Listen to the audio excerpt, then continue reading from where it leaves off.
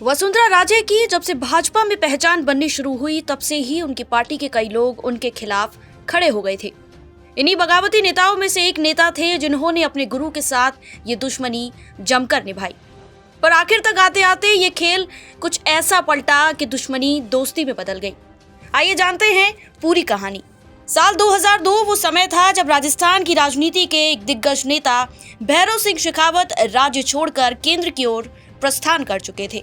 और जब सवाल किया गया कि राजस्थान की कमान किसको सौंपी जाए तो भैरव सिंह ने वसुंधरा राजे नाम का अपना इक्का निकाला। इस नाम से राज्य में बहुत से स्थानीय नेताओं को समस्याएं थी, जिनमें से कुछ नाम थे जसवंत सिंह जसोल, घनश्याम तिवाड़ी और गुलाब चंद कटारिया। वसुंधरा राजे को जिम्मेदारी दी गई प्रदेश में अशोक गहलोत की सरकार को उखाड़ फेंकने की। पर किसे पता था कि वसुंधरा राजे के खिलाफ उनकी ही पार्टी के कुछ नेता बगावत कर बैठे हैं। तब वसुंधरा राजे इतनी मजबूत भी नहीं थी कि अपने विरोधी स्वरों को अपने दम पर दबा सके। चुनाव के नतीजे आए और वसुंधरा राजे बहुमत हासिल कर चुकी थी। अब वसुंधरा के पास कोई विकल्प नहीं बचा था, इसलिए उनकी कैबिनेट में उनके धुर विरोधी गुलाब चंद कटारिया को गृह मंत्रालय दिया गया और घनश्याम तिवाड़ी को शिक्षा मंत्रालय। कहते हैं कि उस वक्त घनश्याम तिवाड़ी ने बतौर शिक्षा मंत्री राजस्थान में कई महत्वाकांक्षी योजनाएं चलाई, जिससे शिक्षा व्यवस्था बहुत बेहतर हुई और उन्हें यूनेस्को में इसके लिए सम्मान भी मिला। ऐसे में तिवाड़ी की बढ़ती लोकप्रियता से वसुंधरा का असुरक्षित होना बनता था। राजे और तिवाड़ी के बीच पहला टकराव दिसंबर 2006 में देखा गया, जब वसुंधरा राजे की सरकार के 3 साल पूरे हुए। प्रदेश भाजपा में खुशी की लहर थी और इसके लिए राजे के नेतृत्व में एक विशेष कार्यक्रम का आयोजन भी करवाया गया। इस कार्यक्रम में वसुंधरा की कैबिनेट के सभी मंत्री पहुंचे और सबने अपनी उपलब्धियों का बखान किया। पर एक शख्स ऐसा था जो इससे दूर रहा, घनश्याम तिवाड़ी। घनश्याम तिवाड़ी को अपनी उपलब्धियों का या तो अहंकार हो चला था या उनमें बगावत की आग इतनी तीव्र थी कि उन्होंने अपनी उपलब्धियां बताने के लिए एक अलग से कार्यक्रम का आयोजन किया।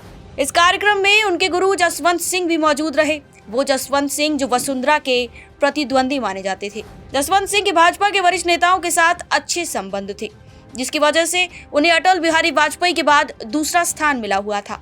राजस्थान में एनडीए की कमजोर होती पकड़ को मजबूत करने के लिए जसवंत सिंह को एक स्थानीय नेता चाहिए था, जो राजे के खिलाफ भी हो और राजस्थान की राजनीति में अच्छी पैठ भी रखता हो। फिर इसके लिए घनश्याम तिवाड़ी से बेहतर कौन हो सकता था।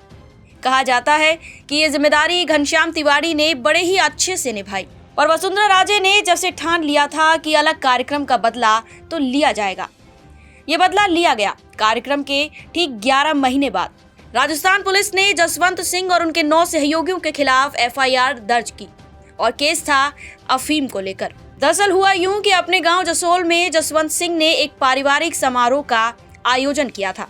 ये आयोजन रियान नामक एक परंपरा से जुड़ा था, जिसे राजस्थान के गांव में खुशी और गम के मौके पर मनाया जाता है। जसवंत सिंह के इस आयोजन में कई तत्कालीन कैबिनेट मिनिस्टर और पार्टी नेता शामिल हुए थे। आरोप था कि मेहमानों को पानी में अफीम मिलाकर दी गई थी। जसवंत सिंह के साथ जिन 9 सहयोगियों के खिलाफ एफआईआर दर्ज हुई थी, उनमें घनश्याम तिवाड़ी का भी नाम शामिल था। इस तरह वसुंधरा राजे ने अपने धुर विरोधियों के खिलाफ अपना पहला दांव खेल दिया था। फिर चाहे बाद में ये कह दिया गया हो कि समारोह में अफीम नहीं बल्कि केसर परोसी गई थी। पर यह अदावत यहीं नहीं रुकी। इसके बाद भी कई मौके आए जब घनश्याम तिवाड़ी और वसुंधरा राजे आमने सामने थे। साल 2013 में जब राजस्थान के विधानसभा चुनाव हुए, तब पार्टी ने राजे को खुली छूट दी ताकि अशोक गहलोत को कड़ी टक्कर दी जा सके। पर राजस्थान की एक सीट ऐसी थी जिस पर वसुंधरा राजे की एक नहीं चली और वो थी सांगानेर। संघ के दबाव के बाद वसुंधरा राजे को झुकना पड़ा और घनश्याम तिवाड़ी इस सीट से संजय बापना के खिलाफ खड़े किए गए। इस चुनाव में घनश्याम तिवाड़ी ने संजय को मात दे दी और इस तरह तिवाड़ी ने यह साबित कर दिया कि उनका भी राजनीति में अच्छा खासा बोलबाला है। पर वसुंधरा ने अब अपना दूसरा दांव खेला, क्योंकि तिवाड़ी को जीत के बावजूद वसुंधरा की कैबिनेट में स्थान नहीं मिला। ये वो समय था जिसके बाद से घनश्याम तिवाड़ी भाजपा में रहते हुए भी विपक्ष की भूमिका निभाने लगे। वो राज्य सरकार से ही सवाल करने लगे। लेकिन इस समय घनश्याम तिवाड़ी एकदम अकेले पड़ चुके थे, क्योंकि उनके गुरु जसवंत सिंह बीमार थे और कुछ नेताओं का निधन हो चुका था। और इनमें से कुछ जैसे अरुण चतुर्वेदी और गुलाब चंद कटारिया जैसे नेता वसुंधरा के खेमे में शामिल हो चुके थे। वो ये लड़ाई कहां तक ले जाते इसी वजह से उन्होंने अमित शाह को एक पत्र लिखकर जून 2018 में भाजपा से इस्तीफा देना सही समझा। इस बात के लिए तिवाड़ी ने राजस्थान की मुख्यमंत्री वसुंधरा राजे और केंद्रीय आला कमान को जिम्मेदार ठहराया था। इसके बाद घनश्याम तिवाड़ी ने आरएसएस से जुड़ने और अपनी एक अलग पार्टी भारत वाहिनी पार्टी बनाने की भी बात कही थी। पर घनश्याम तिवाड़ी भाजपा से ज्यादा समय तक दूर नहीं रह पाए, क्योंकि साल 2022 आते आते उन्होंने अपने इरादे बदल लिए और भाजपा का दामन फिर से थाम लिया। पर इससे पहले तिवाड़ी हर तरफ हाथ पैर मार चुके थे, क्योंकि उन्होंने अपनी पार्टी भारत वाहिनी पार्टी से चुनाव भी लड़ा था, जिसने एक भी सीट नहीं जीती और खुद तिवाड़ी को सांगानेर से हार मिली। इसके बाद तिवाड़ी ने साल 2019 में मार्च में कांग्रेस पार्टी ज्वाइन कर ली, पर यहाँ भी वो ज्यादा समय तक नहीं टिक पाए और दिसंबर 2020 में उन्होंने कांग्रेस को बाय बाय कह दिया। शायद उन्हें समझ आ चुका था कि भाजपा ही वो दल है जिसकी वजह से उनका नाम था।